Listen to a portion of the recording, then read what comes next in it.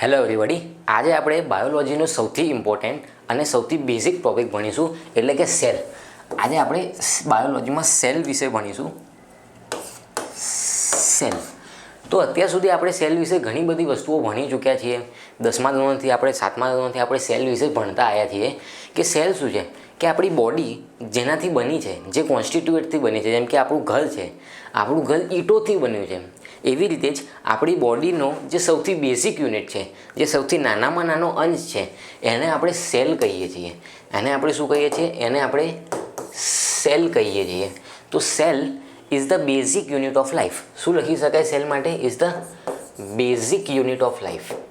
Basic unit of life.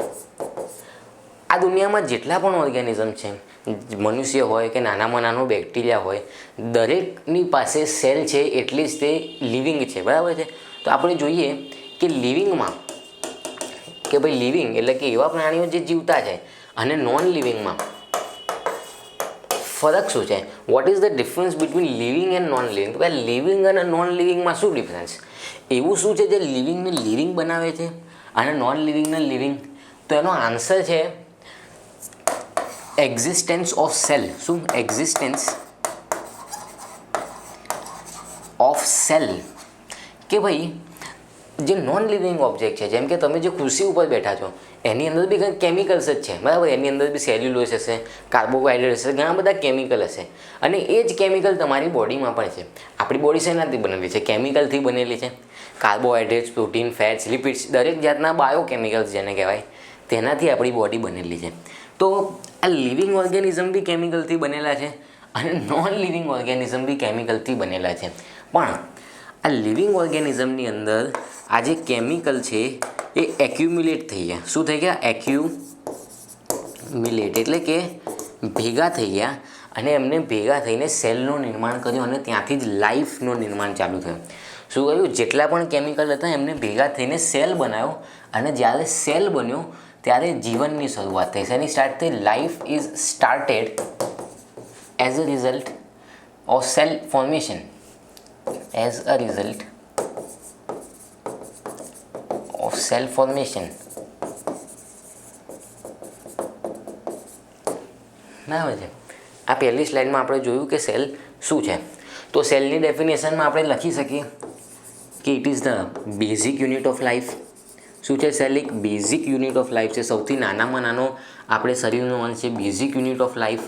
બરાબર છે? જેમ કે આપણું ઘર છે એ ઈંટોથી બનેલું છે, એમ આપણું બોડી, આપણું હ્યુમન બોડી છે એ સેલથી બનેલું છે. તમે ખબર હશે કે ભાઈ સેલ હોય એ બહુ બધા સેલ જ્યારે ભેગા થાય ત્યારે ટીશ્યુ બનાવે. શું બનાવે? ટીશ્યુ. એક સેલ હોય એવા ઘણા બધા સેલ જ્યારે ભેગા થાય, આ એક સેલ છે, આ બે સેલ, આ ત્રણ સેલ, આ ચાર સેલ, આવી રીતે દરેક સેલ ભેગા થઈને ટીશ્યુ બનાવે છે. શું બનાવે છે? ટીશ્યુ બનાવે છે. Okay?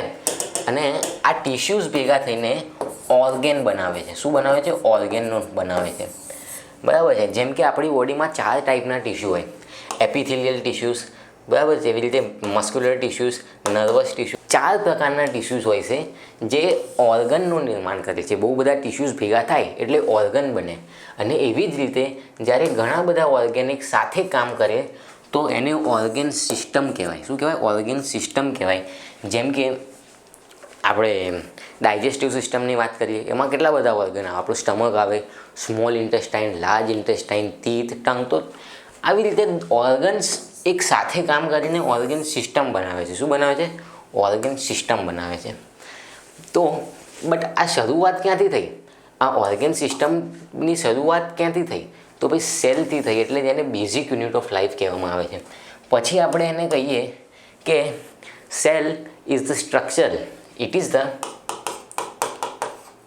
The structure and structure. આને આપણે સમજીશું structure and fundamental unit of life. Fundamental unit of life. Fundamental unit of life. બરાબર છે? આ સેલની સૌથી સારી ડેફિનેશન છે કે cell is a structure and fundamental unit of life. આમાં 2 વર્ડ છે, તો સ્ટ્રક્ચર અને બીજો ફંડામેન્ટલ. તો સ્ટ્રક્ચરનો મતલબ એ કે આપણી બોડીના જેટલા પણ સ્ટ્રક્ચર બન્યા છે તે સેલ દ્વારા બન્યા છે. અને ફંડામેન્ટલનો મતલબ એ, ફંક્શનલનો મતલબ એ કે ભાઈ જેટલા બી આપણી બોડીના ફંક્શન છે એ સેલ દ્વારા ઓપરેટ કરવામાં આવે છે. એ પછી આપણે જોઈએ તો આ દુનિયામાં જેટલા પણ ઓર્ગેનિઝમ્સ છે, આ દુનિયાની અંદર જેટલા પણ ઓર્ગેનિઝમ્સ છે તે દરેક સેલથી બન્યા છે. આર.એચ. વિટેકર નામના એક સાયન્ટિસ્ટે નામના એક સાયન્ટિસ્ટે દુનિયાના બધા જ ઓર્ગેનિઝમને 5 કિંગડમમાં ક્લાસિફાય કરવાની કોશિશ કરી છે. તો આમણે શું કર્યું કે ભાઈ દુનિયાના જેટલા બી ઓર્ગેનિઝમ છે, નાનામાં નાના બેક્ટેરિયાથી લઈને કોમ્પ્લેક્સ હ્યુમન સુધીના જેટલા બી ઓર્ગેનિઝમ્સ છે, દરેકને 5 ગ્રુપમાં 5 કિંગડમમાં તેમને ડિવાઈડ કર્યા. અને એમના ક્લાસિફિકેશનનું નામ છે 5 કિંગડમ ક્લાસિફિકેશન. 5 કિંગડમ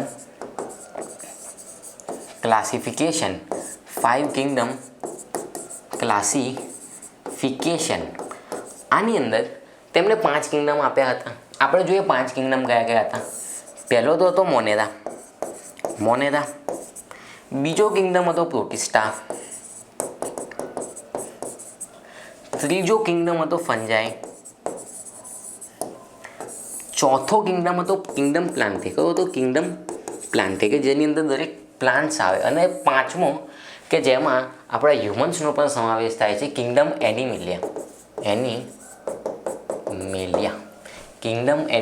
તો 5 કિંગડમ હતા: મોનેરા, પ્રોટિસ્ટા, ફંજાઈ, પ્લાન્ટે અને કિંગડમ એનિમેલિયા. તો આ જેટલા પણ કિંગડમ્સ છે, આની અંદર જેટલા પણ ઓર્ગેનિઝમ છે, દરેકનો બેઝિક યુનિટ ઓફ લાઈફ શું છે? સેલ છે. તો મોનેરા આપણે જોઈએ તો આની અંદર બધા યુનિસેલ્યુલર ઓર્ગેનિઝમ આવે. કેવા? યુનિસેલ્યુલર. સિમિલરલી પ્રોટિસ્ટામાં પણ જેટલા ઓર્ગેનિઝમ છે બધા કેવા છે? યુનિસેલ્યુલર. અચ્છા, મોનેરાની અંદર, મોનેરાનો મતલબ બેક્ટેરિયા. દુનિયાના જેટલા બી બેક્ટેરિયા છે દરેક બેક્ટેરિયાનો કિંગડમ મોનેરામાં સમાવેશ થાય છે. બરાબર છે. અને પ્રોટિસ્ટા એની અંદર પણ બધા યુનિસેલ્યુલર ઓર્ગેનિઝમનો સમાવેશ થાય છે. તો આ બંનેનો ડિફરન્સ શું? તો આમાં ડિફરન્સ એટલો છે કે મોનેરાની અંદર જે ઓર્ગેનિઝમ છે એમાં પ્રોકેરિયોટિક ટાઈપ ઓફ સેલ જોવા મળે છે. આ પણ આપણે આગળ ડિસ્કસ કરીશું કે પ્રોકેરિયોટિક એટલે શું અને યુકેરિયોટિક એટલે શું. અને પ્રોટિસ્ટામાં યુકેરિયોટિક ટાઈપના સેલ જોવા મળે છે. ખાલી પ્રોટિસ્ટામાં જ નહીં, આ દરેક કિંગડમમાં યુકેરિયોટિક ટાઈપ ઓફ સેલ જોવા મળે છે. કેવા? યુકેરિયોટિક ટાઈપ ઓફ સેલ જોવા મળે છે. અને એમાં જ પ્રોટિસ્ટામાં યુનિસેલ્યુલરનો મતલબ કે આખા ઓર્ગેનિઝમમાં ફક્ત એક જ સેલ હોય. આ એક બેક્ટેરિયા છે, આ એક જ સેલ છે, આ એક જ સેલ બધા કામ કરશે યુનિસેલ્યુલરમાં. આ સેલ જ ડાયજેશનનું કામ કરશે, આ સેલ જ ન્યુટ્રિશન લાવવાનું કામ કરશે, આ સેલનું જ કામ એક્સક્રીશન હશે. એટલે કે યુનિસેલ્યુલર ઓર્ગેનિઝમ્સ એવા ઓર્ગેનિઝમ્સ છે કે જે એક જ સેલ દરેક ફંક્શન બોડીના કરશે. જેટલા બી ફંક્શન તમે વિચારી લો, દરેક ફંક્શન યુનિસેલ્યુલર ઓર્ગેનિઝમમાં એક જ સેલ દ્વારા થશે. જ્યારે મલ્ટી સેલ્યુલર ઓર્ગેનિઝમમાં આ જેટલા બી 3 કિંગડમ છે, ફંજાઈ, પ્લાન્ટે, એનિમેલિયા, આમાં મલ્ટી સેલ્યુલર ઓર્ગેનિઝમ છે. કેવા? Multi cellular. એટલે કે એકથી વધારે લાખોમાં, આપણે હ્યુમન્સ જ જો કેટલા કરોડો, millions of cells, we are made up of millions of cell, trillions of cells. તો જ્યારે જે એનિમેલિયા, પ્લાન્ટે અને ફંજાઈ એ કેવા છે? મલ્ટી સેલ્યુલર ઓર્ગેનિઝમ છે. મલ્ટી સેલ્યુલરનો મતલબ કે આમાં એકથી વધારે સેલ હશે. તો જ્યારે આમાં એકથી વધારે સેલ થશે તો આમાં જોવા મળશે ડિવિઝન ઓફ લેબર. હજુ એક વર્ડ હું ઇન્ટ્રોડ્યુસ કરીશ, ડિવિઝન ઓફ લેબર. અહીંયા લખીશ division of labour. Division of labour એટલે કે કામનો બંટવારો.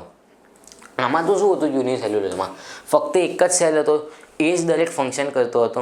જ્યારે કે મલ્ટી સેલ્યુલરમાં બહુ બધા સેલ છે ને, તો આમાં શું હશે કે આમાં સ્પેશિયલાઇઝેશન હશે. શું હશે? સ્પેશિયલાઇઝેશન. એનો કયો મતલબ કે થોડાક સેલ એવા હશે જે ડાયજેશનનું કામ કરશે, થોડા સેલ એવા હશે જે રેસ્પિરેશનનું કામ કરશે. એટલે સમજો છો કે સેલમાં કામનો બંટવારો થઈ જશે. બરાબર છે. તો આમાં એક ટાઈપની સ્પેશિયલાઇઝેશન જોવા મળે છે. અચ્છા, તો તમે આમાં પૂછો કે આની અંદર વાયરસ ક્યાં છે? ભાઈ વાયરસ સૌથી ઇમ્પોર્ટન્ટ તો અત્યારે વાયરસ જ છે કે ભાઈ વાયરસ ક્યાં ગયો? વાયરસ આ તો તમે ક્યાં ઇન્ક્લુડ જ ના કર્યું. સૌથી ખતરનાક તો વાયરસ જ ચાલે આજકાલ તો તમારો પ્રશ્ન આવશે કે સર તમે જે 5 કિંગડમ બતાવ્યા એની અંદર વાયરસ ક્યાં છે? તો હું તમને કહું કે વાયરસ જે છે એની અંદર સેલ હોતો જ નથી, નો સેલ. વાયરસની અંદર સેલ હોતો જ નથી. Virus is A cellular organism. A cellular organism કેવો? એ સેલ્યુલર, એની અંદર સેલ હોતો જ નથી. તો સર તમે કહ્યું કે જ્યાં સેલ હશે એને આપણે લિવિંગ કહીશું, અને જ્યાં સેલ નહીં હોય ત્યાં એને આપણે નોન લિવિંગ કહીશું. તો વાયરસને અમારે લિવિંગ કહેવું કે નોન લિવિંગ કહેવું? આ જ પ્રશ્ન છે કે what is virus? Is it living or it is not non living? તો આની માટે એવું કહેવાય કે વાયરસ, સાંભળજો, virus is a boundary between living and non living. Living and non living. કે વાયરસ જે છે એ બાઉન્ડ્રી એટલે કે લિવિંગ ઓર્ગેનિઝમ અને નોન લિવિંગ ઓર્ગેનિઝમની વચ્ચે એક બ્રિજ બનાવે છે.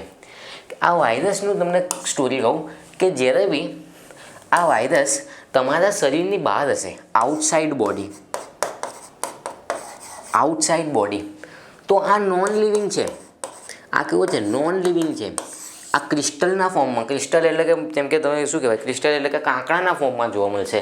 અને જ્યારે આ બોડીની અંદર હશે, ઇનસાઇડ ધ બોડી, આ જ્યારે તમારી બોડીની અંદર પ્રવેશ લેશે તો આ લિવિંગ થઈ જશે. લિવિંગ થઈ જશે કહેવાનો મતલબ શું? કે ભાઈ આ એનું ડીએનએ રેપ્લિકેટ કરી શકશે. આ એનું ડીએનએ રેપ્લિકેટ કરી શકશે. શું કરી શકશે? ડીએનએ રેપ્લિકેટ કરી શકશે. એટલે આપણે વાયરસને કહી નથી શકતા કે આ લિવિંગ છે, બટ આનામાં લિવિંગ જેવા ફંક્શન્સ છે અને નોન લિવિંગ જેવા પણ છે. એટલે આપણે આને કહીએ છીએ boundary between living and non living. અને વાયરસને 5 કિંગડમ ક્લાસિફિકેશનમાં કોઈ પણ સ્થળ મળ્યો નથી. બરાબર? એ રીતે આપણે વાત કરી તો આપણે સેલની વાત કરી કે બેઝિક યુનિટ ઓફ લાઈફ, આપણે વાત કરી fundamental and structural unit of life, આપણે જોયા કે યુનિસેલ્યુલર ઓર્ગેનિઝમ કેવા હોય, મલ્ટીસેલ્યુલર ઓર્ગેનિઝમ શું છે. પછી આપણે જોયું કે વાયરસને આપણે શું કહેવાય, લિવિંગ કહેવાય કે નોન લિવિંગ કહેવાય.